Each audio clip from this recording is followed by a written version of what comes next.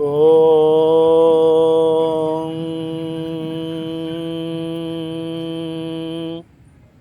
பிரம்மேஸ்வராய நமஹ.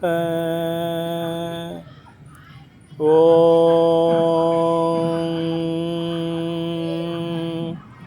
சங்கராய நமஹ. ஓம் குருவே சர்வ லோகானாம் பிரிசஜே பவரோகினாம் நிதையே சர்வ வித்யானாம் ஸ்ரீ தட்சிணாமூர்த்தியே நமக. அழுந்தோறும் அணைக்கும் அன்னை அறிவிழா ஓடி விளையாடும் போது விழும் அப்பன் ஓடி விளையாடும் போது விழுந்தோறும் எடுக்கும் அப்பன் விளையாடும் போது தோழன் தொழுந்தோறும் காக்கும் தெய்வம் சொந்தமாய் இருப்போருக்கெல்லாம் குழந்தையாய் இப்படி உலாவும் என் சர்க்குருநாதன் வாழிய வாழியவே, என் சர்க்குருநாதன் வாழிய வாழியவே, என் சர்க்குருநாதன் வாழிய வாழியவே. இறைவா, நாங்கள் பிறருக்கு தீங்கு விளைவிக்காமலும் பிற ஜந்துக்களும் அன்பு செலுத்தியும் தன்னலமற்ற சேவை செய்தும் அச்சேவையில் உம்மை காணவும் விருப்பு வெறுப்பற்ற மெய்நிலையை நாங்கள் அடைய அருள் புரிய வேண்டுகின்றோம், அருள் புரிய வேண்டுகின்றோம், அருள் புரிய வேண்டுகின்றோம். ஓம் பிரம்மேஸ்வராய நம. ஓம் பிரம்மேஸ்வராய நம.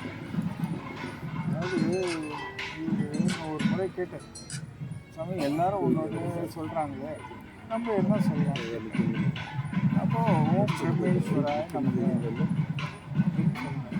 அது என்னன்னா, எல்லா உணர்வுகளிலும் மதிக்கின்றோம், அனைவரும் சமம் அப்படின்னு அந்த உணர்வுகளுக்கு மதிப்பிடுகிறோம் அப்படின்றது அது ஒரு பொதுவாக இருக்கணுன்றதுக்காக அந்த ஓம் பிரம்மம்னா உணர்வே பிரம்மம்.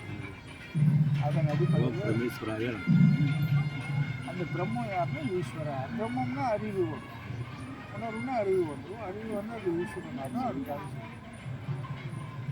உணவு புரிஞ்சிச்சா? ஓம் பிரம்மேஸ்வராய நம்ம சரி சாமி, இன்னைக்கு குரு பூர்ணிமான்னு சொல்கிறாங்க சாமி. ஆமாம், புத்த பூர்ணிமாவும் சொல்கிறாங்க சாமி. ஆமாம், இது வந்து குருவுக்காக இந்த பௌர்ணமியா சாமி? ஆமாம். குருவின் சிறப்பை பற்றி தெரியணும் எல்லாருக்கும்.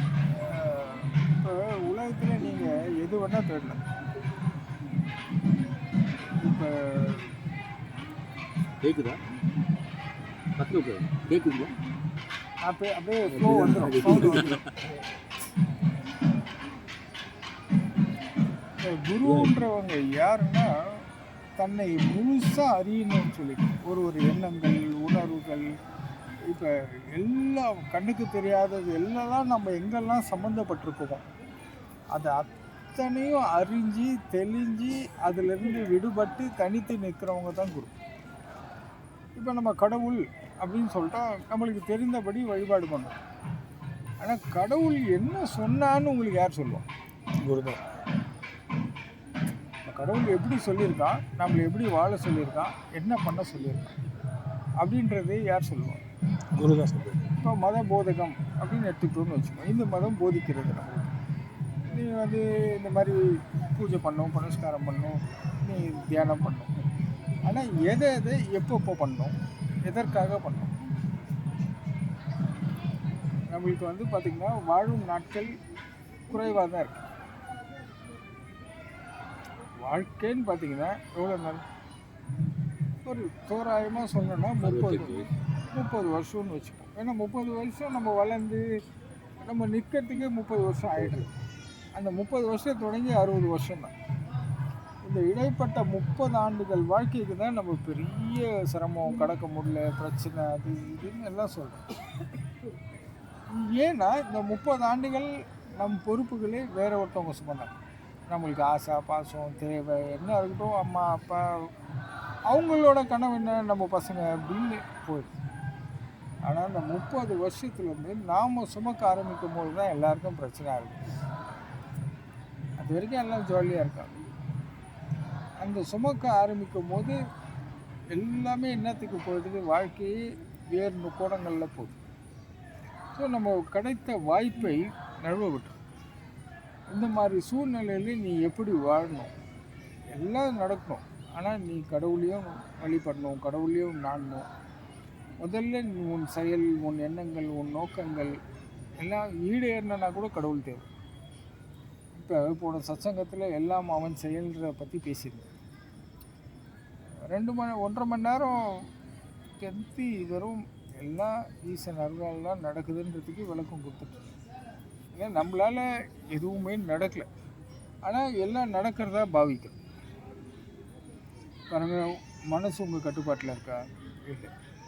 அறிவு இல்லை, உயிர் எதுவுமே இல்லை. ஆனால் வெறும் கவனம் மட்டும்தான் இருக்குது. நான் இதெல்லாம் சம்மந்தப்படுறேன்ற ஒரு கவனம், கான்சியஸ்னஸ், ஒரு கவனத்தை வச்சுட்டு தான் நம்ம இதெல்லாம் பண்ணிகிட்ருக்கோம். இதில் என்னென்னா ஒன்று ஒன்று நம்மளை பிடிச்சிக்கிறது, ஒன்று நாம் பிடிச்சிக்கிறோம், ஒன்று அது பிடிச்சிக்குது. இந்த மாதிரி நிறைய விஷயம். இதெல்லாம் எடுத்து சொல்கிறதுக்கு யார் இருக்கா? இப்போ கண்ணுக்கு தெரிஞ்ச விஷயங்கள் வந்து பார்ப்பேன், நீ வந்து விநாயகரை வந்து தோப்புக்காரன் போடணும், முருகர்னா கரம் தூக்கி சிரம் குவிக்கணும். நீ கிரிக்கு முருக பக்தி ஜாஸ்தி ஆயிடுச்சு தெரியுமா? கேளுங்க.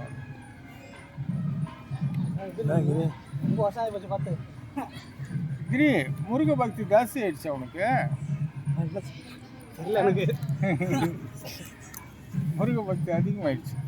டெய்லி ஸ்டேட்டஸ் வச்சுருக்காங்க முருகனை வச்சு. அங்கே தான் அவங்க பக்தியை காட்டுவாங்க. ஸ்டேட்டஸில் தான். அப்போ தான் அவங்க ஸ்டேட்டஸே தெரியும். ஆமாம். இப்படியாக இப்போ வாழ்க்கைன்னா என்ன, நாம் எப்படி இருக்கணும், என்ன பண்ணணும், எதை சார்ந்து செஞ்சால், எப்படி இருந்தால் நம்மளுக்கு நாம் கடவுளோடு இருப்போம், எப்படி இருந்தால் கடவுளை விட்டு விலகும், இந்த மனம் எப்படி இருக்கணும், உடல் எப்படி இருக்கணும், உன் பாவங்கள் எப்படி இருக்கணும், உன் பயிற்சிகள், உன் வாழ்க்கை முறை, நீ எல்லாமே சராசரி மனுஷனை போல வாழ். ஆனால் நீ கடவுளோடு இணைந்தே வாழணும். இதை யார் சொல்லுது? இப்போ பந்தம், பாசம், ஆசை, நீங்கள் எதோ ஒன்று எடுத்துக்கோங்க, கடவுளை விட்டு விலகி நிற்பதை தான் சொல்லுது. கடவுளோடு இணைந்து வாழணுன்றது யார் சொல்கிறாங்க? இப்போ பாசமாக இருக்கிறாங்க, ரொம்ப நேசமாக இருக்காங்கன்னா அவங்க என்ன சொல்கிறாங்க? ஐயோ, என்கிட்டயே நீங்களே பார்த்துருப்பீங்க, நிறைய பேர் வந்திருக்காங்க, சாமி எங்கள் வீட்டுக்காரனா சாமி நீங்கள் சொன்னீங்க தியானம்லாம் பண்ணுறாரு, எனக்கு பயமாக இருக்குது, எங்கன்னா ஓடிட்டு வரேன். எத்தனையோ பேர் அம்மாக்கள் வந்து கேட்டிருக்காங்க, அதெல்லாம் வேணாம் சாமி, என் பையனை என்கிட்ட கொடுத்துருங்க, எங்கள் வீட்டுக்காரர் இங்கெல்லாம் வர வேணாம்னு சொல்லுங்கள், சாமி கும்பிட்டு நான் வேணாம்னு சொல்ல சாமி, ஆனால் இந்த மாதிரி தியானம் அதெல்லாம் எங்களுக்கு வேணாம். எதனால சொல்கிறாங்க? இந்த பந்த பாசெல்லாம் போயிடும். அவங்களுக்கு என்ன வேணால் அந்த கடவுள் கிட்ட வந்தோடனே அந்த பந்தம் குறைவதாக, பாசம் குறைஞ்சிச்சின்னா இவங்களோட மோட்டிவேஷன்ஸ், இவங்க வெறுப்பு, கோபம், தாபம் எல்லாத்தையும் அவங்க மேலே திணிக்க முடியாது. இவங்களுக்கு ஸ்ட்ரெஸ் ஆகும். பாயிண்ட்டு சரி, புரியுது. என்ன அவங்களுக்கு என்னன்னா எல்லாம் பெஸ்ட் திங் வேணும், ஆனால் இருக்கிறதுலே லோக்கலாக வாழணும். நார்மலோட கீழே போய் கூட வாழு, ஆனால் இந்த மாதிரி ரைட்டில் நிற்காது. ஏன்னா அவங்களுக்கு வந்து அதை ஃபாலோ பண்ண முடியாது. அவங்க என்ன இருக்கிறதுலாம் மோசமான விஷயம். ஏன்னா அவங்களுக்கு வந்து நீங்கள் இப்போ நீங்கள் நல்லா இருந்தீங்கன்னா அவங்களுக்கு கில்ட்டி வரும். அப்புறம் ராங் ரைட்டு வந்து நம்ம சொல்கிற மாதிரி ஆகிடும். அதை அக்செப்ட் பண்ண முடியாது. நிறைய ஈகோலாம் வரும். அவங்களெல்லாம் நம்ம ஒன்றும் பண்ண முடியாது. அவங்களுக்கு முடிஞ்ச வரைக்கும் சொல்லி பார்ப்போம். முடியலன்னா அவங்க என்ன கேட்குறாங்களோ அதை கொடுத்துடணும், அவ்வளோ. ஸோ இந்த குருன்றவரால் மட்டும் தான் இதெல்லாம் செய்ய முடியும். குறிப்பாக சொல்லணுன்னா சிவபெருமான் நினச்சா கூட செய்ய முடியாது. இப்போ சிவபெருமான் இருக்கார், மேலேருந்து சரவணனுக்கு அருள் பாவிக்க தயாராகிட்டார். சிவபெருமான் வந்து நான் சரவணனுக்கு அருள் பாவிக்கிறேன்னா, ஆனால் சரவணனுக்கு அருளை கிரகிக்க வழி தெரியுது. ஏன்னா உங்கள் கவனம் ஃபுல்லாக ரொம்ப கீழே, அதுக்கு கீழே அவர் வந்தார்னா அந்த எனர்ஜியை தாங்குகிற சக்தி உங்ககிட்ட கிடையாது. இன்னொன்று வந்து இந்த பஞ்சமா பாதகம்னு சொல்கிற 3 விஷயம் எல்லா மனிதன்கிட்டே இருக்கு.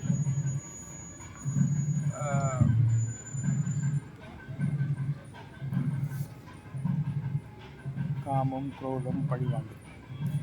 இது வந்து பஞ்சமா பாதகம். இது இல்லாத மனுஷனே இருக்க மாட்டான். இந்த நிலை உள்ளவங்களுக்கு கடவுள் அருள் பெற முடியாது.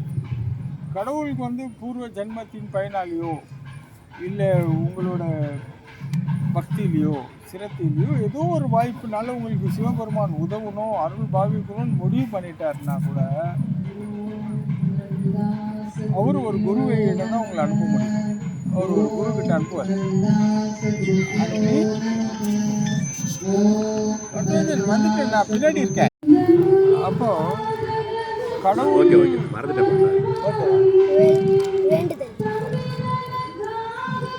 வேண்டுதல் நிறைவேறும். சிவபெருமானால முடியாத ஒரு காரியம் ஒரு குருவால முடியுது. கடவுள் தான் எல்லாத்துக்கும் இயக்கும், எல்லா சக்திக்கும் இயக்கும். அது தவிர வேறு எதுவுமே இல்லை. ஆனால் மற்ற எல்லா விஷயத்துக்கும் நான் போய் சிவபெருமான்கிட்ட கேட்பேன். ஆனால் இந்த விஷயத்துக்கு அவர் வந்து என்கிட்ட கேட்பேன்.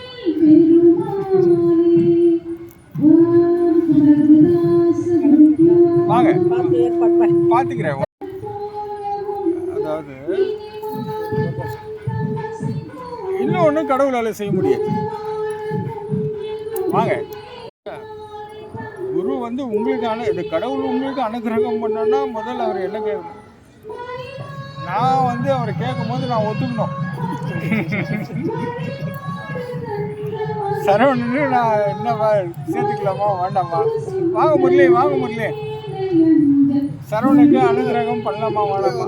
இருப்பா, கொஞ்சம் வெயிட் பண்ணி பார்க்குற ஆள் எப்படி இதுன்னு. ஒரு மீட்டிங் ஒன்று வச்சுக்கலாம். சிவபெருமான் என்கிட்ட கேட்கணும். வாங்க வாங்க வாங்க. நான் வந்து சொல்லணும்,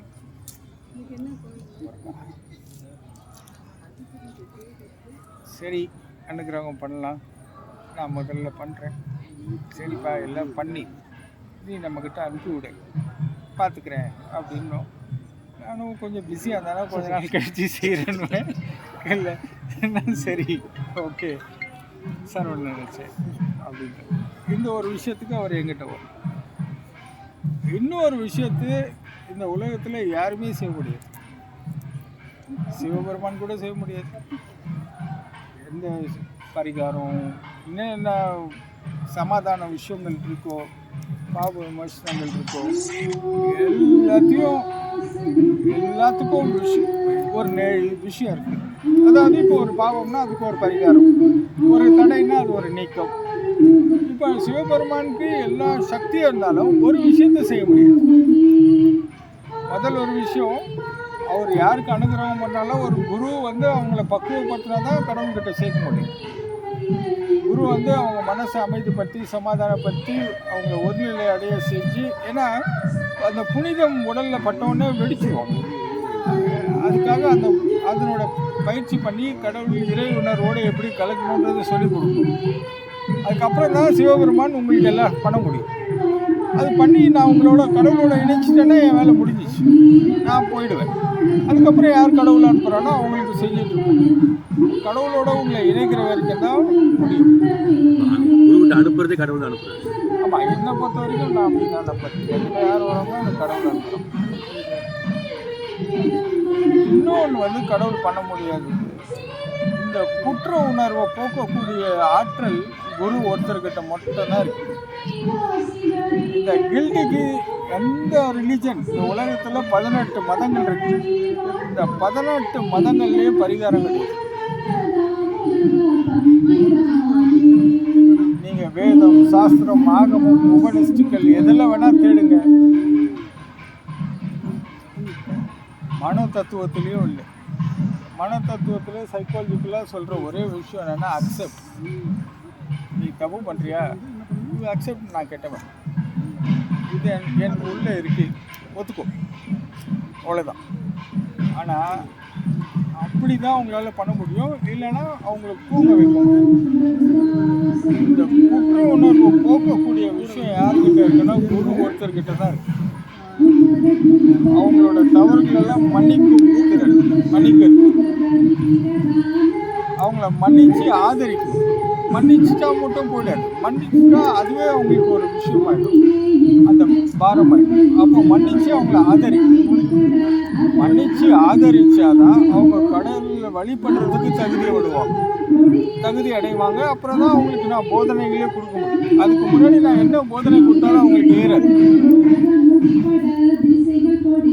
இதில் 2 வகை வரும். ஒன்று குருவை பயன்படுத்துவோர், ஒன்று குருவை பின்பற்றுவோர். பயன்படுத்துவோர்னா அவங்களோட நல்லது கெட்டது, சந்தோஷம், பணம், காசு, சந்தோஷம் அதெல்லாம் தடை இல்லாமல் கொடுப்பாரு, ப்ராப்ளமே இல்லை. ஆனால் பின்பற்றுவோர் இருக்காங்கல்ல, அவங்க முதல்ல அவங்களுக்கு கொஞ்சம் உடனே கொடுக்க மாட்டாங்க. ஏன்னா ஒரு நிலை கடுப்பதற்கு அவங்களுக்குரிய பக்குவம் இருக்கு. ஸோ அந்த பின்பற்றுபவர்களுக்கு வாழ்க்கையில் கண்டறி அவங்க வாழ்க்கையில் என்னெல்லாம் அனுபவிக்க முடியாதுன்னு நினச்சாங்களோ அதை அனுபவிப்பாங்க. ஆனால் பயனாளி அவனுக்கு அன்றைக்கி நிலைமை என்ன தேவையோ அது கடந்து போனால் போதும்னு போயிடுவான். ஆனால் பின்பற்றுவனுக்கு வாழ்க்கையில் ஆனந்தம், அமைதி, நிம்மதி இந்த மாதிரி விஷயங்கள் எல்லாம் கிடைக்கும்.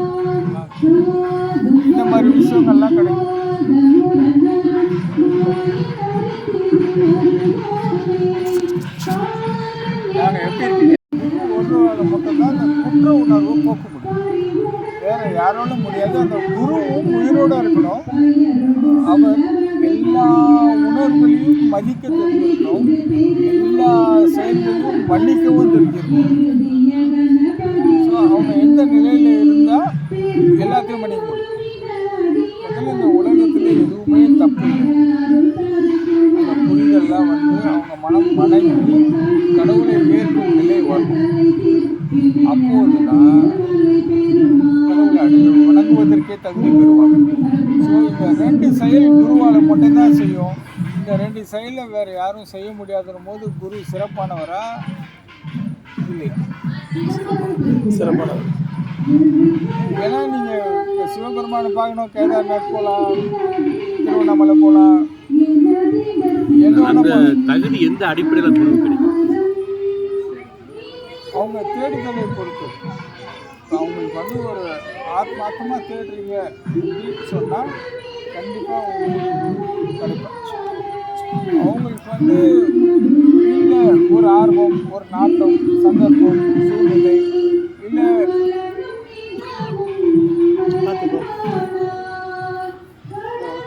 அதனால் ஏற்பட்ட ஒரு ஈடுபாடு, அதெல்லாம் தாண்டி சொல்லிருக்கு. இன்னொன்று அவங்களுக்கு பூர்வ ஜென்மத்தின் தொடர்பு, இல்லை அவங்க முன்னோர்கள் செய்த பலன்கள், அவங்க முன்னோர்கள் யாருன்னா இறை வழிபாடு இருப்பாங்க, அவங்க தொடர்ச்சி, இப்படி ஒரு 3-4 வகையில் அது அமையும். இது ஒரு விஷயம் என்னன்னா, என்ன இருந்தாலும் ஆனால் அவங்களுக்கு ஒரு தேடுதல் இருந்துகிட்டே இருக்கு. அப்படின்னா அவங்களுக்கு எதுவும் அப்போ அவங்களுக்கு அப்போ கொடுக்க வேண்டியதுதான். இப்போ நம்மளுக்கு ஒரு ப்ராப்ளம், இது எல்லாருக்கும் எல்லாம் முடியாது.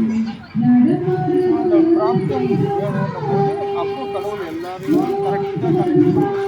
நீங்கள் கடவுள்கிட்ட போய் நீங்கள் வேணால் உங்கள் பிரார்த்தனையை கேட்காம இருக்கலாம், சாமி கேட்டாரா இல்லையான்னு உங்களுக்கு தெரியாமல் இருக்கலாம், ஆனால் கேட்கும். அதுக்கு ஒரு உதாரணம் வேணும் உங்களுக்கு. ஒரு எக்ஸாம்பிள் கேட்குறாரு, இவர் என்ன பண்ணார், யூனியன் லீடர் ஆகணும். லாஸ்ட் டைம் இவருக்கு ஃபஸ்ட் டைம் அப்போ யூனியன் லீடர் ஆகணும். அப்போ எனக்கு கேட்டார், நான் சொன்னேன் இந்த முறை நீங்கள் ஆயிடுவீங்க சொல்லுங்கள், கவலைப்படாது. ஆனால் அந்த கேடரில் ஒரு 4th பிளேஸ் லீடர் ஆகிட்டார். ஆனால் பிளேஸ் பிரகாரம் பார்த்தா இவங்க யூனியன் 4th பிளேஸ். அப்போ நான் அன்றைக்கி சக்சன் இருக்குது, இவர் தான் இப்போதான் ஆர்கனைஸ் பண்ணுவார். அப்போ சத்சங்கத்துக்கு சாயத்துக்கு பேசியிருந்தோம். அப்போ அவர் சொன்னார், சாமி நான் எனக்கு சத்சங்கத்துக்கு வரல, நான் திருவண்ணாமலை போகிறேன். இல்லை சார் உடனே திருவண்ணாமலைக்கு போகிறேன். இல்லை நான் அண்ணாமலையாருக்கு நன்றி சொல்கிறேன். சரி போயிட்டு வாங்க சார், போயிட்டு வாங்கன்னு சார் ஒன்று சொல்லிட்டேன். நானும் ஆத்மார்த்தமாக போய் சிவபெருமானுக்கிட்ட அண்ணாமலையாருக்கு சொல்கிறேன், மாதிரி அன்பர் ஒருத்தர் வர நீங்கள் அவருக்கு நல்ல ஆசி அருள்லாம் வழங்கி அனுப்புங்க அப்படின்னு சொல்லி நான் இவருக்காக பிரார்த்தனை பண்ணிக்கிட்டேன். இங்கே இவர் அங்கே போய் சாமியை பார்த்தோன்னே நீ எனக்கு 4th பிளேஸ் கொடுத்த, 1st பிளேஸ் கொடுக்க. இவர் சிவபெருமான் கேட்குறார். ஆன் த ஸ்பாட் எனக்கு ரிசீவ் ஆகுது.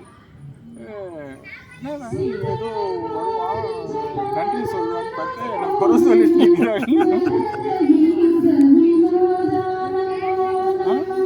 என்னை குறை சொல்லிட்டு நிற்கிறாரு. நான் அப்போ வந்துட்டோம். அங்கே வந்து பஸ்ஸில் வரும்போது சொல்லுங்க. உடனே நான் வரும்போது பஸ்ஸில் இருக்கும்போது ஃபோன் அடித்தேன். ஏன் சார் ஒன்று நன்றி சொல்கிறேன்னு போயிட்டு குறை சொல்லி உங்களுக்கு எப்படி தெரியும்? சிவபெருமான் சொன்னார் நன்றி சொல்வான்னு சொல்லி அவன் என்னை குறை சொல்லிட்டுதான் இது அப்படின்னு நான் கேட்டேன். ஏன் நான் அங்கே போனோடனே நான் மருந்து இதை சொல்லிட்டேன் அப்படின்னு. அந்த மாதிரி எல்லாரும் நினச்சிக்கலாம் நம்ம கேட்கல, ஆனால் அப்படி இல்லை, கடவுள் கண்டிப்பாக கேட்பான். ஸோ அது எந்த தருணம் அந்த சூழல் அதையெல்லாம் சரியான தருணம் வரும்போது அமைச்சு கொடுப்பாரு. அந்த மாதிரி அந்த உதாரணத்துக்காக இந்த கதையை சொல்லி இந்த மாதிரி நிறைய பேர்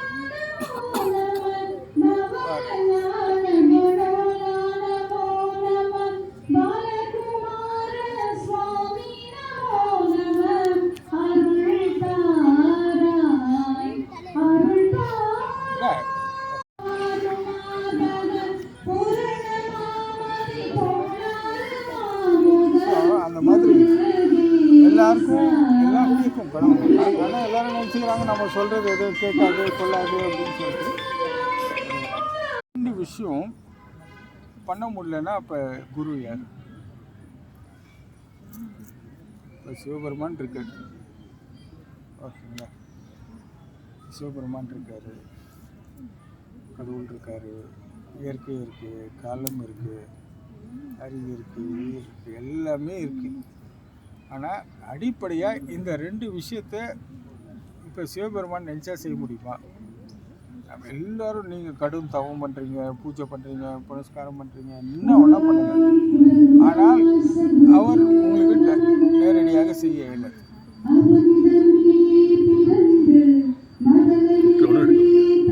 எடுக்க முடியாது, நேரடியாக செய்ய மாட்டேன். ஆமாம், ஏன்னா உங்களுக்கு வந்து மனசுல இது இருக்கும், பஞ்சமா பாதகம் இது எல்லாருக்குமே இருக்கும். இது இயல்பு. ஏன்னா இது எதுவுமே உங்கள் கையில் இல்லை. காமம் அது எப்படி வந்துச்சு, எங்கேருந்து வந்துச்சு, எப்போ போச்சு, எப்போ ஏறுது, எப்போ இறங்குது, இதெல்லாம் ஏன் பண்ணுறேன் எதுக்குமே தெரியாது. ஏன்னா அது இயற்கையோட இருந்துச்சு.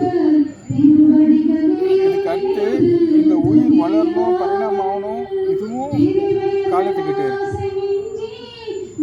கோபம், தாபம், விருப்பு, வெறுப்பு, ஆசா, பாசம், நீ நான், எந்து, ஒன்று, பழிவாங்குதல், இதெல்லாம் மனசில் இருக்கு. இந்த 16 வயசு வரைக்கும் நீங்கள் கடவுள் அடைய முடியும். அதுக்கப்புறம் தான் கடவுள்கிட்டே வர முடியும். இந்த 16 வருஷம் இது அத்தனையும் உங்களுக்கு பந்த பாசத்து வாயிலாக உள்ளே வந்துடும். அது இல்லாமல் வெளியேந்து நிறைய உள்ளே போகும். இது இயல்பாக வர்றது இல்லாமல் வெளியேந்து நிறைய உள்ளே போகும். இப்போ இதில் ஒன்று கூட உங்களால் சரி பண்ணிக்குவோ, திருத்திக்குவோ, இது இப்போ தப்பு பண்ண கை கூட பிடிச்சிக்கலாம். ஆனால் இந்த கை ஏன் பண்ணுதுன்றது யாருக்கும் தெரியும். அது பண்ணிடும். இப்போ இதெல்லாம் ஆகும்போது எல்லாருக்கும் குற்ற உணர்வு உள்ளுக்குள்ளே வரும். இப்போ பணம், உறவு, ஏதோ ஒரு மதிப்பில் அடிமையாகிடுவாங்க. அப்போ அந்த அடிமையிலேருந்து விடுபட முடியாது. இந்த அடிமை என்று சொல்லுக்கு விளக்கம் தெரியுமா உங்களுக்கு? எது ஒன்று பழைய அனுபவங்களை என்னால் திருத்தி மாற்றி அமைக்க முடியாததோ அவன் அடிமையாகிவிட்டான். அது இப்போ பழைய அனுபவங்களோ, பழைய சொற்களோ, பழைய செயல்களோ, அதை கடந்த நேற்று செய்யறதே இன்னைக்கு அவன் அதே தான் செய்கிறான். ஆனால் அதை திருத்தி சரியாக செய்யறதுக்கு முடியாது. அதான் பணத்துக்கு அடிமையிட்டான், சுகத்துக்கு அடிமையிட்டான், சொத்துக்கு அடிமையிட்டான், எல்லாம் சொல்லுவாங்க. சுகத்துக்கு பெண் சுகத்துக்கு இது மாதிரி ஏதோ விஷயம் அந்த திருத்தி கொள்ள முடியாத திறன் யாருக்கிட்டையும். இதெல்லாம் யார் கொடுக்க முடியும்னா குரு தான் கொடுக்க முடியும்.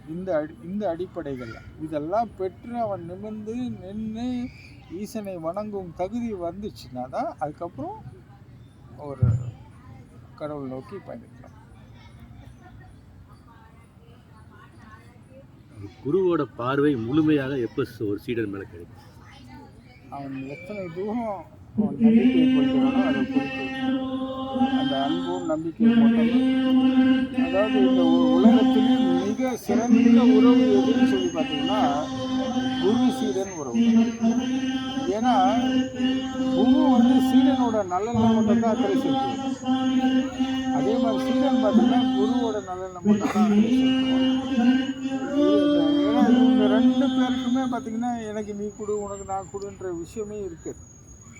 இப்போ நீங்கள் யார் எடுத்துக்கிட்டிங்கனாலும் எந்த உறவு முறைகள் எவ்வளோ ஆசை பாசம் நேசம் நீங்கள் எவ்வளோ இருந்தாலும் அதுக்கான விஷயங்கள் செஞ்சால் தான் அது கிடைக்கும். ஆனால் இங்கே எந்த எதிர்பார்ப்பும் இல்லாமல் செய்வாங்க. ஸோ குருவுக்கு ஒரு சீடன் நல்லா இருக்கணும் இருப்பாங்க, சீடன் குரு நல்லா இருக்கணும். குருவுக்கு தேவையானது சீடன் செய்வான், சீடன் தேவையானது குரு செய்வான். ஸோ அதனால இவங்களுக்குள்ளே பார்த்தீங்கன்னா இது ஆத்மார்த்தமாக உண்மையான சீடன் குருவை பற்றி சொல்கிறேன். இப்போ நிறைய முறை எனக்கு நிறைய கஷ்டங்கள் வரும். இதான் கேட்கணுமா? உங்களுக்கு எதாவது கேட்கணுமா?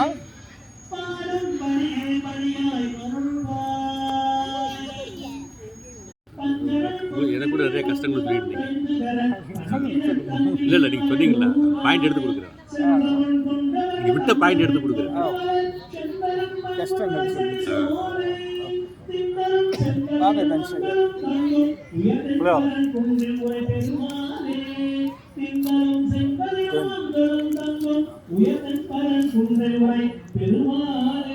இப்போ எதுவுமே என்னால் திருத்தி அமைச்சிக்க முடியல, மாற்றி அமைச்சிக்க முடியல.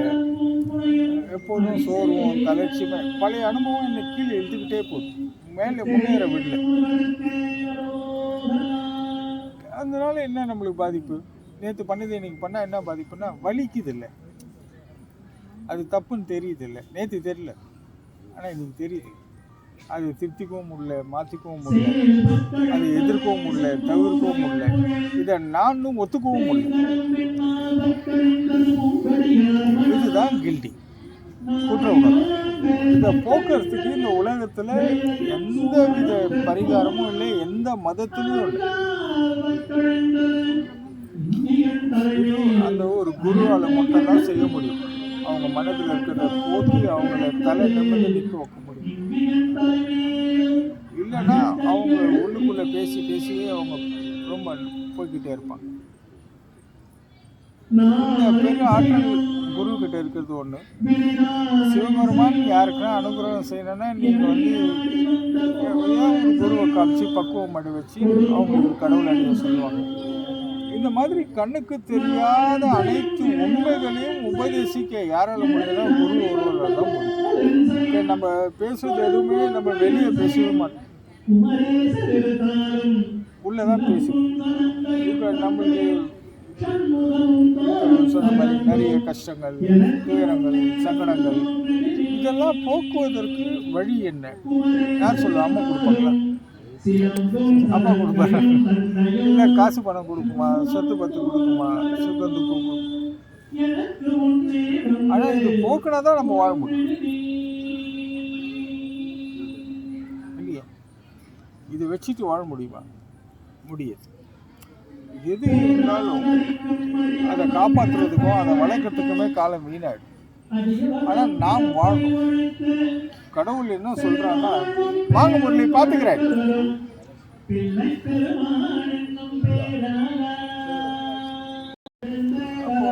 அதனால இந்த குருவுக்கு பொதுவாக சிறப்பாக குரு பூஜை. இப்போ குரு பூஜைன்னா ஒரு சமாதியான நாளை வழிபடுவாங்க. குரு ஜெயந்தி அது வந்து அவர் பிறந்ததை வழிபடுவாங்க. ஆனால் இது வந்து ஒரு முழுமையான குருவுக்கு ஒரு முக்கியத்துவம் கொடுக்கணும். இந்த உலகத்தில் கடவுள் அப்படின்னா அது யாரால தெரியப்படும் அப்படின்னா அது குருவால் மட்டும்தான் தெரியும். ஏன் அவரவர்கள் தன் வாழ்வை தொடர்ந்து சிவனுக்கு தொண்டு செஞ்சார்கள் சொல்றாங்கன்னா, அவங்க வாழ்வை முழுக்கும் கடவுளுக்காக அர்ப்பணிக்கிறாங்க. ஸோ எல்லாருக்கும் வாழ்கிறது ரொம்ப முக்கியம். ஆனால் இந்த வாழ்க்கையை மொத்தமும் கடவுளுக்கு அர்ப்பணித்து கடவுள் போல் இங்கே வாழ்ந்து காட்டி கடவுள் எப்படி இருப்பான்னு உதாரண புருஷர்களாக இருக்கிறவங்க தான் குரு. நீ சிவபெருமானை பார்க்கணும்னு நினச்சா அவர் எப்படி இருப்பார், ஒருவேளை நான் பார்த்தா நான் அவருக்கு எப்படி இருப்பேன், அது உனக்கு தெரியணும்னா நீ ஒரு குருவை பார்க்கணும் அப்படின்றது தான். இப்போ கடவுளை போல வாழணும்னு சொல்கிறது தான் இந்து மதத்தோட கோட்பாடு.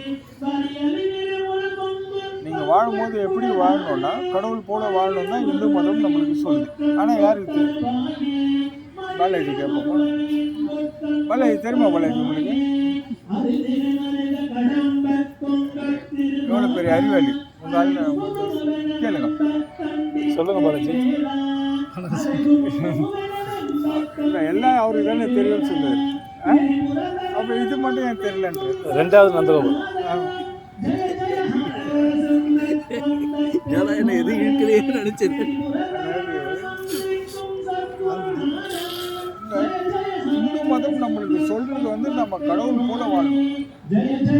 கடவுள் இங்க இருந்தால் என்ன செய்வானோ அதை தான் நீ செய்வாய். அப்படின்னா என்ன இருக்கும்? உண்மையா இருக்கும். இந்த உண்மைன்றதுக்கு விளக்கம் யார் கொடுப்பாங்க? இதெல்லாம் யார்கிட்ட இருந்து கற்றுக்க முடியும்னா குரு கிட்ட இருந்து மட்டும்தான் கற்றுக்க முடியும். அதனால இந்த குரு பூர்ணிமா, இப்போ புத்த பூர்ணிமான்னு அவங்க சொல்கிறாங்க, நம்ம குரு பூர்ணிமான்னு சொல்லணும். புத்தரும் இந்து மதத்துலேருந்து போனவர் தானே. ஸோ அவங்களுக்கு வந்து அவங்க இது பெருசாக கொண்டாடுற மாதிரி இந்த குரு பௌர்ணமி வந்து எல்லாருக்கும் பொது. அதே மாதிரி கடவுள் எப்படி எல்லாருக்கும் சமமாக இருக்கணும் அப்படி தான் குருவும் இருப்பான். அந்த உண்மையை புரிய வைக்கிறது அதெல்லாம் இந்த மாதிரி குரு பூர்ணம் ஒரு ஒரு நம்மளோட மத நல்லிணக்கத்தில் ஒரு பழக்க வழக்கங்களில் எத்தனையோ வழிபாடுகள் இருந்தாலும் இந்த குரு பௌர்ணமி அப்படின்றது அப்போ இந்த ஒரு குருவுக்கு ஒரு முக்கியத்துவம் கொடுக்கணும். அவங்களையும் நம்ம வழிபாட்டு முறையில் அவங்களுக்கும் ஒரு பௌர்ணமியை இது பண்ணணும் அப்படின்னு சொல்லி இந்த சமயத்தில் நீங்கள் குருவை வணங்கும் போது இந்த உலகத்தில் நீ எதெல்லாம் உனக்கு கிடைக்காதோ அது குரு மட்டும் தான் கொடுப்பேன். இப்போ நீங்கள் பணம் உங்களால் தேட முடியும், பதவி தலைவர் பதவி தேட முடியும், ஆசை பாசம் சுகம் துக்கம் சொந்தம் பந்தம் காசு பணம் வீடு காரு எல்லாம் உங்களால் தேடி பெற முடியும்.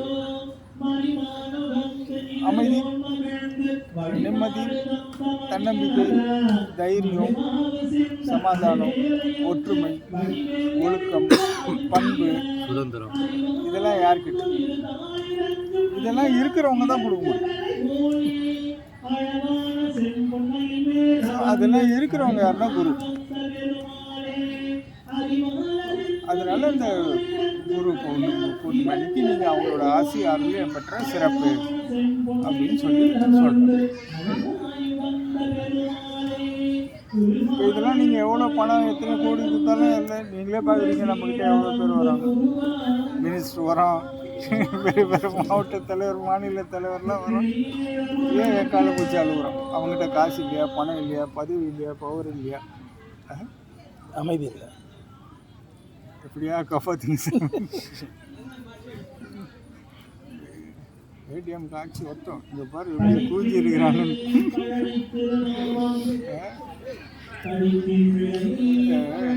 இப்போ சில பேர் ஃபோனில் அழுதுறாங்க, இங்கே வந்தால் எல்லோரும் முன்னாடியே கஷ்டமாயிடுச்சு.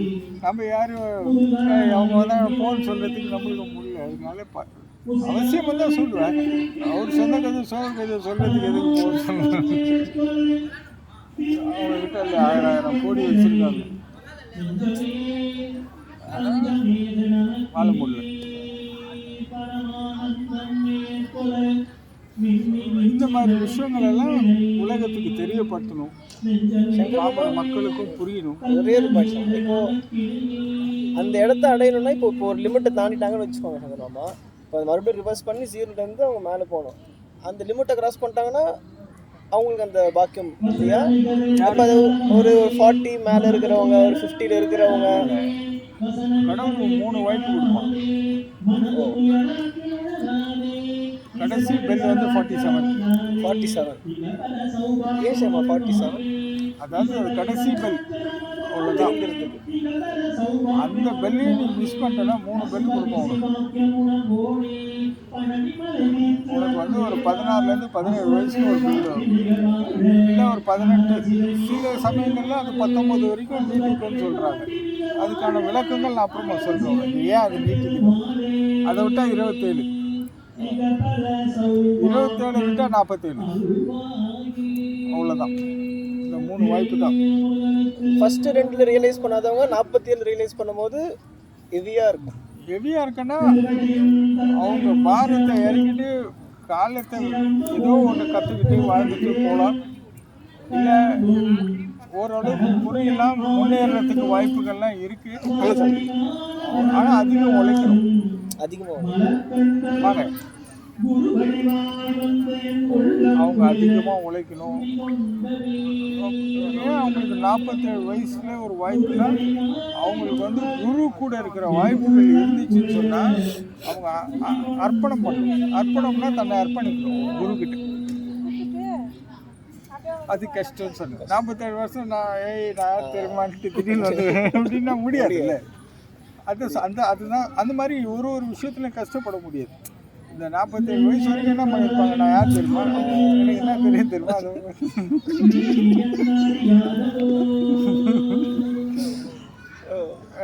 பண்ண முடியாது. நான் வந்து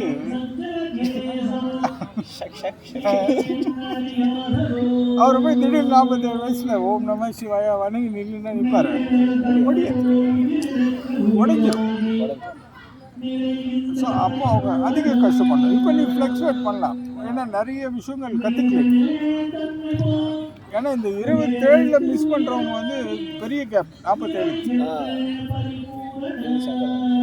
ஏன்னா இந்த 27ல் மிஸ் பண்ணிட்டாங்கன்னா ஃபேமிலி அது இதுன்னு போயிட்டாங்கன்னா ஸோ அவன் நடுவில் விட்டு வந்தான்னா கஷ்டம். அதனால தான் உனக்கு 47ல் கொடுக்குறான் 20 இயர்ஸ் கேப். அதனோட ஸ்கேல் என்ன ஏன் எதுக்குன்னு அப்புறமா சத்சங்கத்தில் சொல்கிறேன். இந்த 3 வாய்ப்புகள் இருக்குது. அந்த 3 வாய்ப்புகளை கரெக்டாக பயன்படுத்தி, அதுவும் பொதுவான வாய்ப்புகள் தான் எல்லாருக்குமே. அந்த 3 வாய்ப்பு அந்த உலகத்தில் பிறந்த அனைத்தவனுக்கு இவனுக்கு அவனுக்கெல்லாம் கிடையாது, அது எல்லாருக்கும். சகலமாக இந்த வாய்ப்பு வந்து கடவுள் தன்மையாகவே வாழ்கிற வாய்ப்பு, குருவாக இருக்கிற வாய்ப்பு, கடவுளை அடையிற தகுதியை பெறது. தகுதியை வந்துக்கிட்டு கடவுள் அடையல, இதில் எல்லாருக்கும் கடவுள் கொடுக்குறான். ஒரு முறை இமயமல்லேருந்து வரும்போது இதை ரொம்ப அழகாக விளக்குனேன். அதை நீங்கள் ரெக்கார்ட் பண்ணிருக்கீங்களா? ஞாபகம் இருக்கா? காரில் இவர் தான் கேள்வியை கேட்டேன். அப்போ இதை பற்றி நான் ரொம்ப இப்போ நிறைய நேரம் இல்லை, அதனால அதை அப்புறம் சொல்கிறேன். வாராம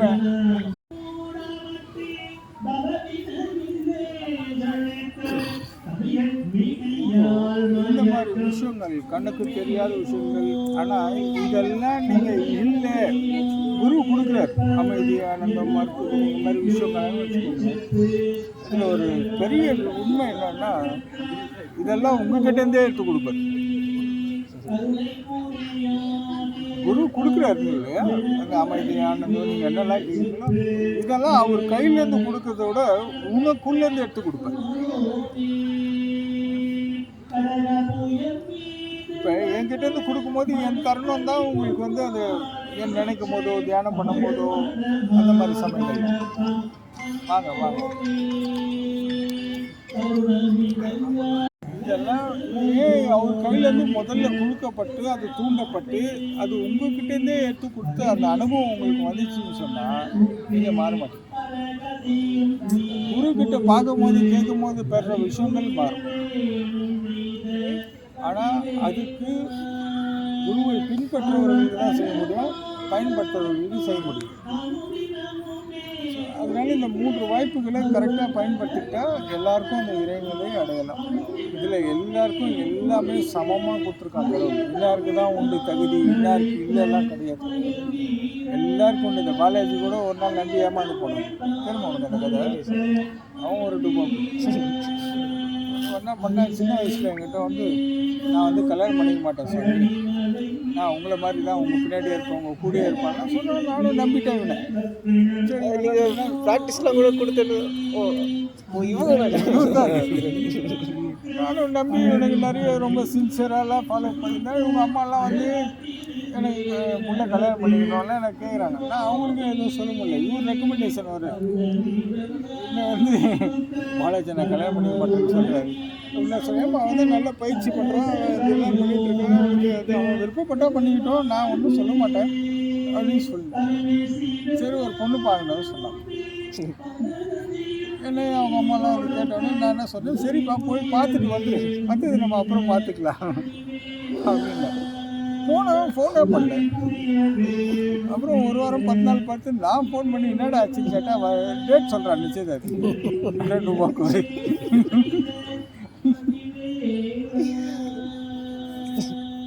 என்ன பண்ண முடியும், அவனுக்கு அது பெருசாக இருக்கு, அவனுக்கு பிடிச்சதை அவன் செய்யட்டும், அது தடை இல்லை. இப்போ கல்யாணம் பண்ணிட்டான உடனே இவனுக்கு தகுதி இல்லைன்னு உண்டு. இது வந்து இவங்களாம் சுமக்க ஆரம்பிச்சிட்டாங்கன்னா அவனுக்கு தகுதி இல்லை, இவங்களாம் சுமந்துக்கிட்டாங்கன்னா அது தகுதி இல்லை. ஒரு உறவு ஒரு மனைவி வேணும், அதெல்லாம் வேற, அதுக்கு கடவுள் தகுதி. ஆனால் அதை தாண்டி போயிட்டாங்கன்னா நம்ம ஒன்றும் பண்ண முடியும். அது அவங்க விருப்பத்தை பொறுத்து, சொந்த வெறுப்பில் கடவுள் தலையிட மாட்டார். அதனால இந்த மாதிரி ஒரு சிறப்பு அம்சங்கள்லாம் இருக்கும் நம்மக்கிட்ட. இப்போ நான் சொன்ன விஷயங்கள் அனைத்தும் எல்லாரோட தேடுதல், ஏக்கம், வேண்டுதல், பிரார்த்தனை இதெல்லாம் தான். இப்போ பார்த்தீங்கன்னா கடவுள் அடையினா 3 தகுதி முதல்ல இருக்கும். சுயமரியாதை இருக்கணும், சுய கௌரவம் இருக்கணும், கடமை உணர்வு இருக்கணும். சுயமரியாதைனா நாம் எண்ணும் எண்ணங்கள் நாமே மதிக்கும்படியாக இருக்கும். சுய கௌரவம் வந்து நாம் செய்கிற செயல் அடுத்தவங்க மதிக்கிறதுக்காக கூட நம் மதிப்பை உயர்த்தணும், அப்படி இருக்கணும். சொந்த விருப்பத்துக்கு ஆளாகி கடமை தவறக்கூடாது. இந்த 3 இருக்கிறவன் தான் கடவுள் அடைய தகுதியான. ஒருவேளை அவனுக்கு முடியலன்னா அதை உணர்த்தி அவனை செய்ய வைக்கிறவன் தான் குரு. இந்த விஷயம் சிவபெருமானே நினைச்சனால அவனை எடுத்தவொடனே இதுக்கு வர முடியாது. ஏன்னா அவனுக்கு அது பழக்கம் இல்லை, வழக்கம் இல்லை, யாரும் சொல்லி தரல, அவனுக்கு எதுவும் தெரியாது. ஏதோ காலம் சொல்லி தான் சொல்கிறான், அவனுக்கு எது தேவைப்படுதோ அதுதான் நான் சொல்லி நம்புகிறான், அப்படி போய்ட்றான். ஸோ அதெல்லாம் புரிய வச்சு குரு வந்து இந்த தருணத்தில் அவங்களுக்கு போதிச்சு இதெல்லாம் அவங்களுக்கு வாழ்க்கைன்னா இதெல்லாம் சேர்ந்தது தான் வாழ்க்கை அப்படின்னு உணர்த்துறது யாருன்னா குரு மட்டும்தான் செய்வார். இப்போ நீ எதுவுமே சுமக்க மாட்டேன், வாழ்க்கை எல்லாம் அனுபவமாக எடுத்துகிட்டு போயிட்டே இருக்கும். ஆனால் மற்றவங்க எல்லாம் சுமந்துக்கிட்டே இருக்கும். ஸோ இது குரு வழிகாட்டுறதுல அனுபவமாக போகும். மற்றவங்கெல்லாம் சுமந்துக்கிட்டு ரொம்ப சுயரப்பட்டுட்டு வேதப்பட்டு துன்பத்தில் இருப்பான். துயரம்னா கூட மன்னிக்க முடியல, துன்பம் வந்துடுச்சுன்னா ரொம்ப கஷ்டம். வந்து போனானே எவ்வளோ ஆகுது, இவங்க தானே ராஜேஷ் நின்றுட்டு இருந்தானே, ராஜேஷ் எவ்வளோ ஒர்த்து சார் நல்லா சரி பண்ணிட்டீங்க சார். சரி பண்ணி நல்லா விட்டோம். சொல் பேசி கேட்கல, நான் என்ன பண்ணுறது? எவ்வளோ சொன்னேன் இதெல்லாம் வேணாண்டா ஒழுங்காரு, இல்லை நீ இன்னைக்கு என்ன கஷ்டம் வந்தாலும் பரவாயில்ல, நான் சொல்லிட்டேன் பரப்பா இதெல்லாம் வந்தால் நீ ரொம்ப அவஸ்தைப்படுவேன், பார்த்துப்பேன், பரவாயில்ல நீ அதை கூட நான் இது பரவாயில்லன்னா கேட்கல. இப்பவும் சரியாக தான் இருக்கான், ஆனால் பயம் உன்னை தடுக்குது.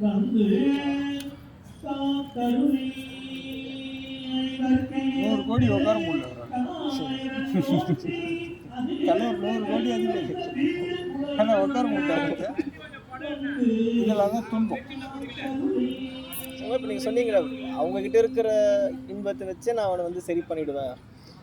இப்போது எக்ஸாம்பிளுக்கு இப்போ இவருன்னு பார்க்கும்போது இவர்கிட்ட அந்த அக்கௌண்ட்டில் மைனஸ் ஜாஸ்தியாக இருக்கிறதுனால எடுக்க முடியாது. பரிபூர்ணமாக குணமாக இருந்தது. எங்கள் கூட எல்லா மலைக்கு ஏறி நடந்தவன். அவன் இதோட மோசமாக போய் ஸ்பான்க்கு கழுத்து கை பேங்க் எல்லாம் முடிந்து ஃப்ளாட்டாக பட்டுட்டான். திரும்ப கூட முடியாது அவனால். அவனை பரிபூர்ணமாக குணப்படுத்தி ஒரு 15 வருஷமாக நல்லா இருந்தான். இப்போ கடைசியாக ஒரு விஷயம் சொன்னால் அதை நீ செய்யாதடா வேணான்னு நான் தட்டேன், செஞ்சேன்னா கண்டிப்பாக நீ அவஸ்தைப்படுவோம், உனக்கு ரொம்ப கஷ்டம் வரும். நான் சொல்கிறத கேளுன்னா அவன் அதை புரிஞ்சிக்காம என்கிட்ட ரொம்ப வாதம் பிடிவாதம் பண்ணி நான் சொன்னேன், அப்பா நான் கொடுத்துட்றேன், ஆனால் நீ ரொம்ப அவஸ்தைப்படுவேன், பரவாயில்லையான்னு. எனக்கு எது வந்தாலும் பரவாயில்ல, ஆனால் அதை கொடுன்னா.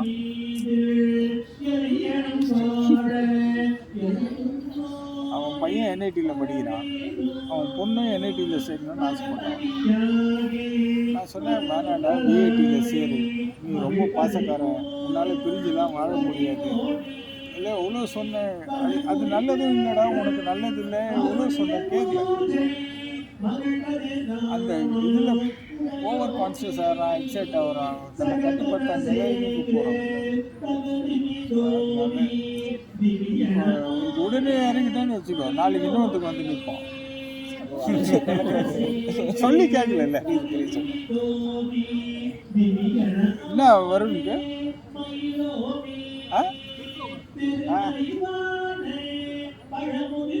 வருணுக்கு எப்பயே டோசேஜ்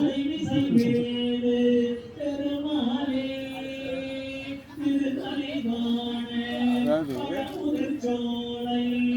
உடனே நம்ம பண்ணாலும் அவனுக்கு அந்த பலன் புரியாது. கொஞ்சம் அனுபவப்பட்டாலும் அடுத்த முறை நான் அவனுக்கு பல முறை மன்னிச்சு, ஒரு முறை 2 முறை இல்லை, அவனுக்கு கிடைக்காத வாய்ப்பில் யாருக்கும் அவனுக்கு பிடிக்காது. எனக்காக எல்லாரும் பொறுத்துப்பாங்க அவனை. இல்லை என்னை தவிர இந்த உலகத்தில் அவனை யாருமே ஆதரிக்க மாட்டாங்க.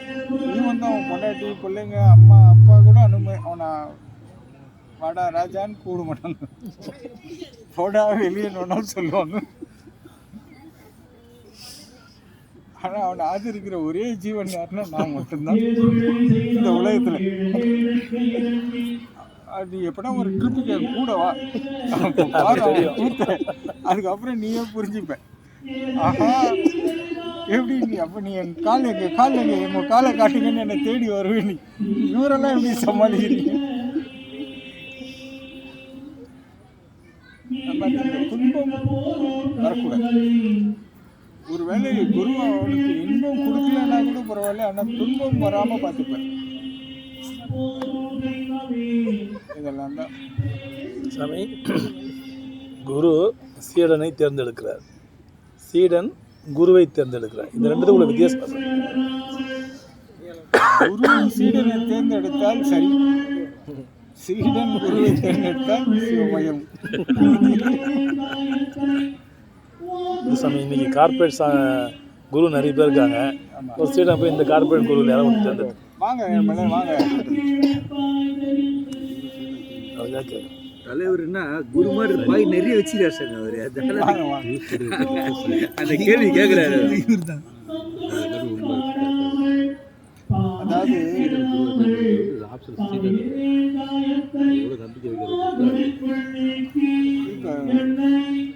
அதெல்லாம் இன்னைக்கு நிறைய பிஸ்னஸ், நம்ம அதை பற்றி பேச வேண்டாம். நம்மளுக்கு தெரியாத பற்றி நம்ம பேசி பிரயோஜனம் இல்லை. ஒரு சீடன் எத்தனை வேணா தன் குருவை சொந்தம் கொண்டாடலாம், உரிமை கொண்டாடலாம், நம்பிக்கை கொள்ளலாம். ஆனால் அந்த அளவுக்கு குரு அவனுக்கு கொடுத்தாதான் முக்கியம். முதல்ல நீ திருவருளை பெறணும்னா குருவோட அருளை பெறணும் இல்லையா? ஸோ இந்த குரு அருள் எப்படி கிடைக்கும்? அவன் சொந்த விருப்பு வெறுப்பு காலாகி சில காரியங்கள் பண்ணானா குரு அருள் கிடைக்காது. தன்னை தவிர்த்து சிந்திக்கும் திறனை எவ்வளோ தூரம் வளர்த்துக்கிறானோ அப்போதான் அவனுக்கு சீடன்ற மதிப்பையே கொடுப்பாங்க. அதாவது குருவோட அன்பை இழக்கக்கூடாதுன்றதுக்கு அவன் பாடுபடணும். இந்த செயலால் குருவோட அன்பை இழந்துருமோன்னு அவன் உள் உணர்வு அவனை தடுக்கணும். இது பண்ணா குருவுக்கு தெரிய குருவின் அன்பை இழந்துருவோம், அது புரியும். அப்போ அந்த மாதிரி இருந்தா குரு சீடனை ஆதரிக்கும். இதுதான் குரு சீடன். இப்போ அவனுக்கு இங்கே வந்தால் இந்த குரு கிட்ட எனக்கு சங்கடமாக இருக்கு, நான் இன்னொரு குரு கிட்ட போகிறேன், அது அவங்களோட விஷயம்.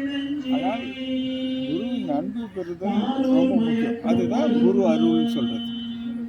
அப்போ தான் நம்பி உபதேசிப்பாங்க. இல்லைன்னா நிறைய இதெல்லாம் கண்ணுக்கு தெரியாத ரகசியங்கள். கண்ணுக்கு தெரியாத உண்மைகள். உனக்கு சில விஷயங்கள்லாம் பயிற்சி பண்ணும்போது சில ஆற்றல்கள் பெருகும். பெருகுனா என்ன பண்ணுவாங்க,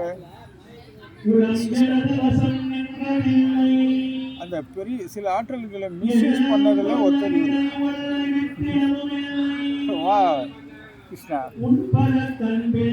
என்ன லேட்டு ஆர்டர் பண்ண சார் வரல. சரி.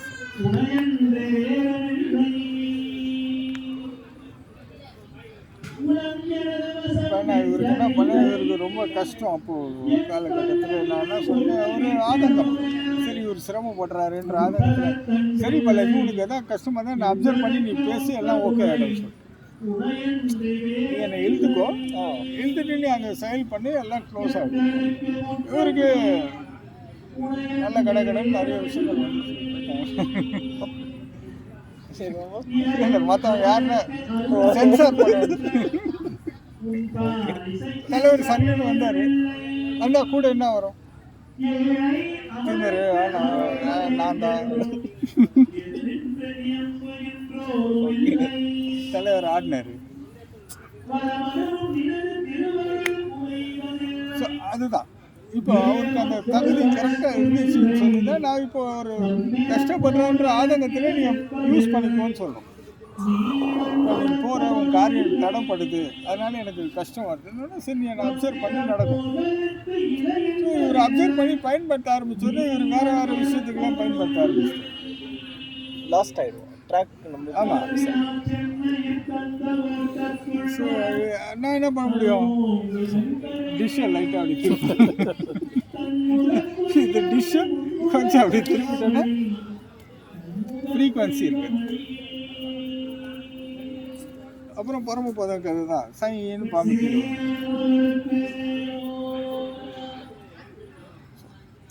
அந்த மாதிரி இதெல்லாம் நம்ம கவனமாக செய்யணும். இந்த கவனம் தான் ரொம்ப முக்கியம். இந்த கவனத்தை வளர்க்கறதுக்கு தான் முதல்ல குரு எல்லாருக்கும் கற்றுக் கொடுக்குற விஷயம்.